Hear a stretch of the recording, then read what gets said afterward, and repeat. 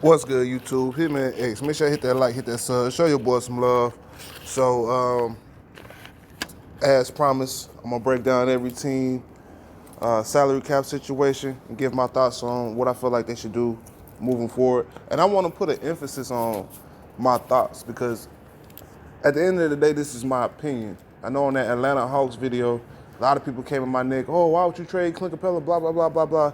Not understanding that this is just a scenario that I'm presenting, and truth be told, we don't even know if Clint Capella is going to play for them next year.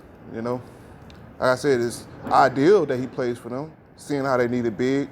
But if I'm Clint Capella, why do I want to play with a team that's rebuilding? Doesn't make any sense. He can still get paid the same amount of money on a different team that's actually going to win something. The Toronto Raptors, the Clippers are better than the Hawks.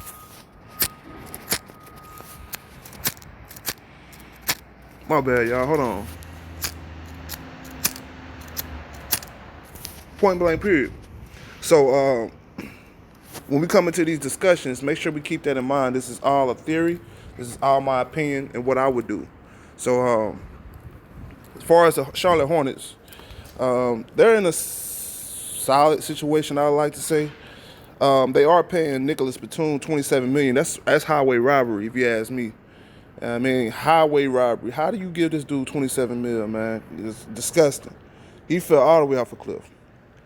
Terry Rozier, $18 million, but they were smart not to sign him to a. Well, they could only sign him to a 4-year deal, so it is what it is. Bismack Biyombo is off the books. Cody Zeller is getting paid $15 million. Look at Cody Zeller. I'm trying to understand. When we talk about all-time busts, how come we don't talk about this guy right here? I think he was a number 4 pick. I could be wrong. He was either number 3 or number 4 pick in the 2013 draft. And this guy gets no hell, no heat, no smoke.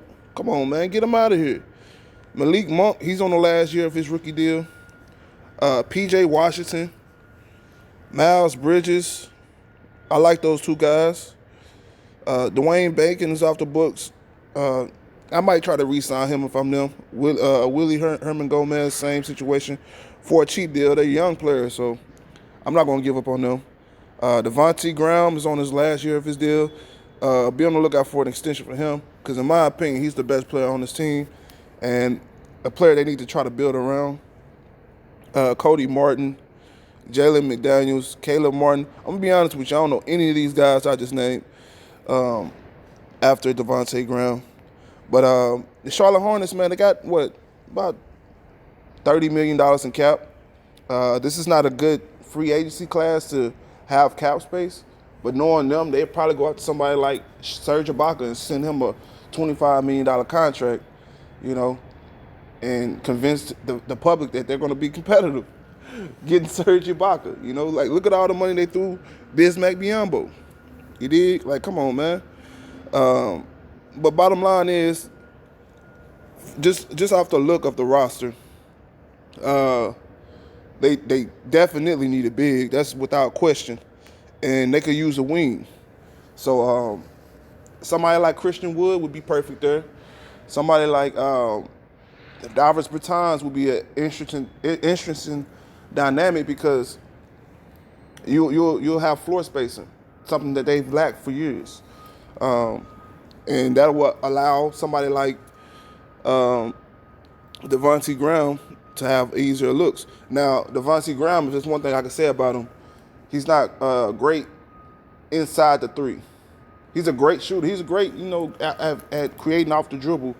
But as far as getting to the basket, finishing at the rim, that's something he lacks. But with him being a young player, I don't really look into that too much. It's something he can always develop.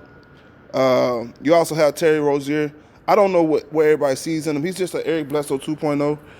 But with this draft pick, I think they got the number 3 draft pick. I mean, you could address a lot of needs at the number 3 spot.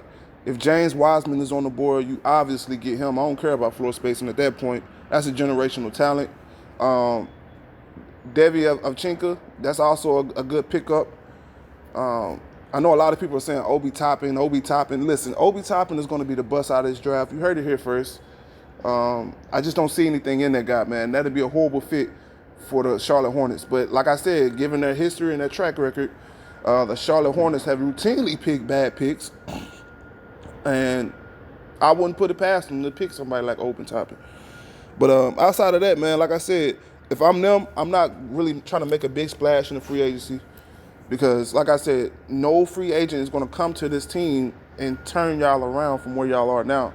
So, best thing for them to do is try to hold on to that salary cap as much as possible, sign some short-term deals, and look into the next free agency. As long as you're competitive, you have a chance to get another free agent. Period, point blank. But Hitman X, that's all I got. Hit that comment section. Let me know how you feel about this one. I'm out of here.